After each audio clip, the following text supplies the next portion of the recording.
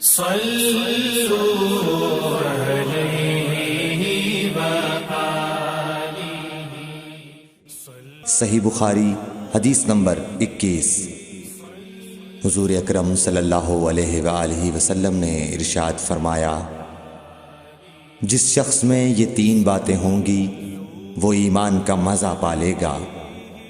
ایک یہ کہ وہ شخص جسے اللہ اور اس کا رسول ان کے ماں سوا سے زیادہ عزیز ہوں، اور دوسرے یہ کہ جو کسی بندے سے محض اللہ ہی کے لیے محبت کرے، اور تیسری بات یہ کہ جسے اللہ نے کفر سے نجات دی ہو پھر دوبارہ کفر اختیار کرنے کو وہ ایسا برا سمجھے جیسا آگ میں گر جانے کو برا جانتا ہے۔ صحیح بخاری حدیث نمبر 22۔ حضرت محمد مصطفیٰ صلی اللہ علیہ وآلہ وسلم نے فرمایا، جب جنتی جنت میں اور دوزخی دوزخ میں داخل ہو جائیں گے، اللہ پاک فرمائے گا جس کے دل میں رائی کے دانے کے برابر بھی ایمان ہو اس کو بھی دوزخ سے نکال لو۔ تب ایسے لوگ دوزخ سے نکال لیے جائیں گے اور وہ جل کر کوئلے کی طرح سیاہ ہو چکے ہوں گے، پھر زندگی کی نہر میں یا بارش کے پانی میں ڈالے جائیں گے۔ اس وقت وہ دانے کی طرح اگائیں گے جس طرح ندی کے کنارے دانے اگاتے ہیں۔ کیا تم نے نہیں دیکھا کہ دانہ زردی مائل پیچ در پیچ نکلتا ہے؟ صحیح بخاری حدیث نمبر 23۔ حضور اکرم صلی اللہ علیہ وآلہ وسلم نے فرمایا، میں ایک وقت سو رہا تھا، میں نے خواب میں دیکھا کہ لوگ میرے سامنے پیش کیے جا رہے ہیں اور وہ کرتے پہنے ہوئے ہیں، کسی کا کرتا سینے تک ہے اور کسی کا اس سے نیچا ہے۔ پھر میرے سامنے عمر بن خطاب لائے گئے، ان کے بدن پر جو کرتا تھا اسے وہ گھسیٹ رہے تھے، یعنی ان کا کرتا زمین تک نیچا تھا۔ صحابہ رضی اللہ تعالی عنہ نے پوچھا کہ یا رسول اللہ اس کی کیا تعبیر ہے؟ آپ نے فرمایا کہ اس سے دین مراد ہے۔ صحیح بخاری حدیث نمبر 24۔ ایک مرتبہ رسول کریم صلی اللہ علیہ وسلم ایک انصاری شخص کے پاس سے گزرے، اس حال میں کہ وہ اپنے ایک بھائی سے کہہ رہے تھے کہ تم اتنی شرم کیوں کرتے ہو؟ آپ نے اس انصاری سے فرمایا کہ اس کو اس کے حال پر رہنے دو، کیونکہ حیا بھی ایمان ہی کا ایک حصہ ہے۔ صحیح بخاری حدیث نمبر 25۔ رسول اللہ صلی اللہ علیہ وسلم نے فرمایا، مجھے اللہ کی طرف سے حکم دیا گیا ہے کہ لوگوں سے جنگ کروں اس وقت تک کہ وہ اس بات کا اقرار کر لیں کہ اللہ کے سوا کوئی معبود نہیں ہے، اور یہ کہ محمد صلی اللہ علیہ وسلم اللہ کے سچے رسول ہیں، اور نماز ادا کرنے لگیں اور زکوٰۃ دیں۔ جس وقت وہ یہ کرنے لگیں گے تو مجھ سے اپنے جان و مال کو محفوظ کر لیں گے سوائے اسلام کے حق کے۔ رہا ان کے دل کا حال تو ان کا حساب اللہ کے ذمہ ہے۔ صحیح بخاری حدیث نمبر 26۔ رسول اللہ صلی اللہ علیہ وسلم سے دریافت کیا گیا کہ کون سا عمل سب سے افضل ہے؟ فرمایا، اللہ اور اس کے رسول پر ایمان لانا۔ کہا گیا اس کے بعد کون سا؟ آپ نے فرمایا کہ اللہ کی راہ میں جہاد کرنا۔ کہا گیا پھر کیا ہے؟ آپ نے فرمایا حج مبرور۔ صحیح بخاری حدیث نمبر 27۔ رسول اللہ صلی اللہ علیہ وسلم نے چند لوگوں کو کچھ عطیہ دیا اور سعد وہاں موجود تھے۔ وہ کہتے ہیں کہ رسول اللہ صلی اللہ علیہ وسلم نے ان میں سے ایک شخص کو کچھ نہ دیا، حالانکہ وہ ان میں مجھے سب سے زیادہ پسند تھا۔ میں نے کہا حضور آپ نے فلاں کو کچھ نہ دیا، میں اسے مومن گمان کرتا ہوں۔ آپ نے فرمایا مومن یا مسلمان؟ میں تھوڑی دیر چپ رہ کر پھر پہلی بات دہرانے لگا۔ حضور صلی اللہ علیہ وسلم نے بھی دوبارہ وہی جواب دیا۔ پھر آپ نے فرمایا کہ اے سعد، باوجود یہ کہ ایک شخص مجھے زیادہ عزیز ہے، پھر بھی میں اسے نظر انداز کر کے کسی اور دوسرے کو اس خوف کی وجہ سے یہ مال دیتا ہوں کہ وہ اپنی کمزوری کی وجہ سے اسلام سے پھر جائے اور اللہ اسے آگ میں اوندھا ڈال دے۔ صحیح بخاری حدیث نمبر 28۔ ایک آدمی نے رسول اللہ صلی اللہ علیہ وسلم سے پوچھا، کون سا اسلام بہتر ہے؟ آپ صلی اللہ علیہ وسلم نے فرمایا کہ تو کھانا کھلائے اور ہر شخص کو سلام کرے، خواہ اس کو تو جانتا ہو یا نہ جانتا ہو۔ صحیح بخاری حدیث نمبر 29۔ حضرت صلی اللہ علیہ وسلم نے فرمایا، مجھے دوزخ دکھلائی گئی تو اس میں زیادہ تر عورتیں تھیں جو کفر کرتی ہیں۔ کہا گیا، حضور کیا وہ اللہ کے ساتھ کفر کرتی ہیں؟ آپ صلی اللہ علیہ وسلم نے فرمایا کہ خاوند کی ناشکری کرتی ہیں اور احسان کی ناشکری کرتی ہیں۔ اگر تم عمر بھر ان میں سے کسی کے ساتھ احسان کرتے رہو، پھر تمہاری طرف سے کبھی کوئی ان کے خیال میں ناگواری کی بات ہو جائے تو فوراً کہہ اٹھے گی کہ میں نے کبھی بھی تجھ سے کوئی بھلائی نہیں دیکھی۔ صحیح بخاری حدیث نمبر 30۔ حضرت صلی اللہ علیہ وآلہ وسلم فرماتے تھے، جب دو مسلمان اپنی اپنی تلواریں لے کر بھڑ جائیں تو قاتل اور مقتول دونوں دوزخی ہیں۔ عرض کیا گیا، یا رسول اللہ، قاتل تو خیر ضرور دوزخی ہونا چاہیے، مقتول کیوں؟ فرمایا، وہ بھی اپنے ساتھی کو مار ڈالنے کی حرص رکھتا تھا، موقع پاتا تو وہ اسے ضرور قتل کر دیتا، دل کے عزم سمیم پر وہ دوزخی ہوا۔ صحیح بخاری حدیث نمبر 31۔ ابو ذر ایک جوڑا پہنے ہوئے تھے اور ان کا غلام بھی جوڑا پہنے ہوئے تھا۔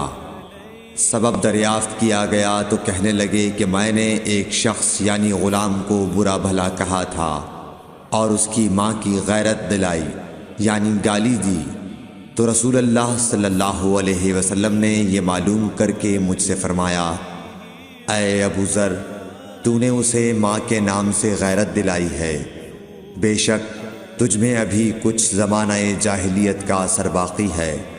یاد رکھو، ماتحت لوگ تمہارے بھائی ہیں، اللہ نے اپنی کسی مصلحت کی بنا پر انہیں تمہارے قبضے میں دے رکھا ہے، تو جس کے ماتحت اس کا کوئی بھائی ہو تو اس کو بھی وہی کھلائے جو آپ کھاتا ہے، اور وہ کپڑا اسے پہنائے جو آپ پہنتا ہے، اور ان کو اتنے کام کی تکلیف نہ دو کہ ان کے لیے مشکل ہو جائے، اور اگر کوئی سخت کام ڈالو تو تم خود بھی ان کی مدد کرو۔ صحیح بخاری حدیث نمبر 32۔ جب سورہ انعام کی یہ آیت اتری، جو لوگ ایمان لائے اور انہوں نے اپنے ایمان میں گناہوں کی آمیزش نہیں کی، تو آپ صلی اللہ علیہ وسلم کے اصحاب نے کہا، یا رسول اللہ، یہ تو بہت ہی مشکل ہے، ہم میں کون ایسا ہے جس نے گناہ نہیں کیا؟ تب اللہ پاک نے سورہ لقمان کی یہ آیت اتاری کہ بے شک شرک بڑا ظلم ہے۔ صحیح بخاری حدیث نمبر 33۔ رسول اللہ صلی اللہ علیہ وآلہ وسلم نے فرمایا، منافق کی علامتیں 3 ہیں، جب بات کرے جھوٹ بولے، جب وعدہ کرے اس کے خلاف کرے، اور جب اس کو امین بنایا جائے تو خیانت کرے۔ صحیح بخاری حدیث نمبر 34۔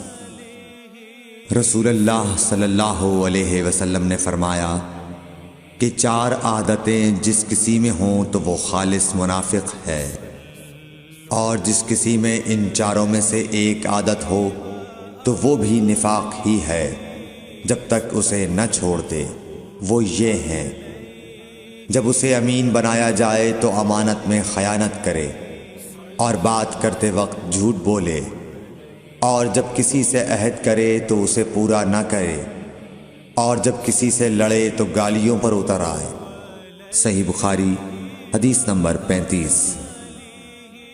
رسول اللہ صلی اللہ علیہ وسلم نے فرمایا، جو شخص شب قدر ایمان کے ساتھ محض ثواب آخرت کے لیے ذکر و عبادت میں گزارے، اس کے گزشتہ گناہ بخش دیے جاتے ہیں۔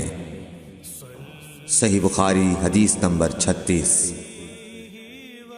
رسول اللہ صلی اللہ علیہ وسلم نے فرمایا، جو شخص اللہ کی راہ میں جہاد کے لیے نکلا، اللہ اس کا ضامن ہو گیا۔ اللہ تعالیٰ فرماتا ہے، اس کو میری ذات پر یقین اور میرے پیغمبروں کی تصدیق نے اس سرفروشی کے لیے گھر سے نکالا ہے۔ میں اس بات کا ضامن ہوں کہ یا تو اس کو واپس کر دوں ثواب اور مال غنیمت کے ساتھ، یا شہید ہونے کے بعد جنت میں داخل کر دوں۔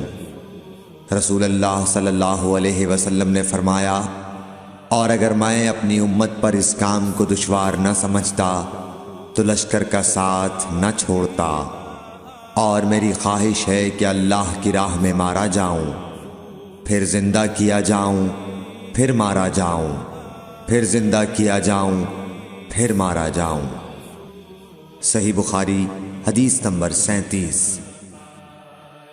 حضرت صلی اللہ علیہ وسلم نے فرمایا، جو کوئی رمضان میں راتوں کو ایمان رکھ کر اور ثواب کے لیے عبادت کرے، اس کے اگلے گناہ بخش دیے جاتے ہیں۔ صحیح بخاری حدیث نمبر 38۔ حضرت صلی اللہ علیہ وسلم نے فرمایا، جس نے رمضان کے روزے ایمان اور خالص نیت کے ساتھ رکھے، اس کے پچھلے گناہ بخش دیے گئے۔ صحیح بخاری حدیث نمبر 39۔ حضرت صلی اللہ علیہ وسلم نے فرمایا، بے شک دین آسان ہے، اور جو شخص دین میں سختی اختیار کرے گا تو دین اس پر غالب آ جائے گا اور اس کی سختی نہ چل سکے گی۔ بس اس لیے اپنے عمل میں پختگی اختیار کرو، اور جہاں تک ممکن ہو میانہ روی برتو، اور خوش ہو جاؤ کہ اس طرز عمل سے تم کو دارین کے فوائد حاصل ہوں گے، اور صبح اور دوپہر اور شام اور کسی قدر رات میں عبادت سے مدد حاصل کرو۔ نماز 5 وقتہ بھی مراد ہو سکتی ہے کہ پابندی سے ادا کرو۔ صحیح بخاری حدیث نمبر 40۔ رسول اللہ صلی اللہ علیہ وسلم جب مدینہ تشریف لائے تو پہلے اپنی نانہال اترے جو انصار تھے، اور وہاں آپ نے 16 یا 17 ماہ بیت المقدس کی طرف منہ کر کے نماز پڑھی، اور آپ کی خواہش تھی کہ آپ کا قبلہ بیت اللہ کی طرف ہو۔ جب بیت اللہ کی طرف نماز پڑھنے کا حکم ہو گیا تو سب سے پہلی نماز جو آپ نے بیت اللہ کی طرف پڑھی عصر کی نماز تھی۔ وہاں آپ صلی اللہ علیہ وسلم کے ساتھ لوگوں نے بھی نماز پڑھی۔ پھر آپ کے ساتھ نماز پڑھنے والوں سے ایک آدمی نکلا اور اس کا مسجد بنی حارثہ کی طرف گزر ہوا تو وہ لوگ رکوع میں تھے۔ وہ بولا کہ میں اللہ کی گواہی دیتا ہوں کہ میں نے رسول اللہ صلی اللہ علیہ وسلم کے ساتھ مکے کی طرف منہ کر کے نماز پڑھی ہے۔ یہ سن کر وہ لوگ اسی حال میں بیت اللہ کی طرف گھوم گئے، اور جب رسول اللہ صلی اللہ علیہ وسلم بیت المقدس کی طرف منہ کر کے نماز پڑھا کرتے تھے، یہودی اور عیسائی خوش ہوتے تھے، مگر جب آپ نے بیت اللہ کی طرف منہ پھیر لیا تو انہیں یہ امر ناگوار ہوا۔ زہیر ایک راوی کہتے ہیں کہ ہم سے ابو اسحاق نے برا سے یہ حدیث بھی نقل کی ہے کہ قبلہ کی تبدیلی سے پہلے کچھ مسلمان انتقال کر چکے تھے، تو ہمیں یہ معلوم نہ ہو سکا کہ ان کی نمازوں کے بارے میں کیا کہیں۔ تب اللہ نے یہ آیت نازل کی، وَمَا كَانَ اللَّهُ لِيُضِيعَ إِيمَانَكُمْ، سورہ بقرہ آیت نمبر 143۔ صلوا علیہ وآلہ۔ Thanks for watching. Don't forget to like, comment, share and subscribe to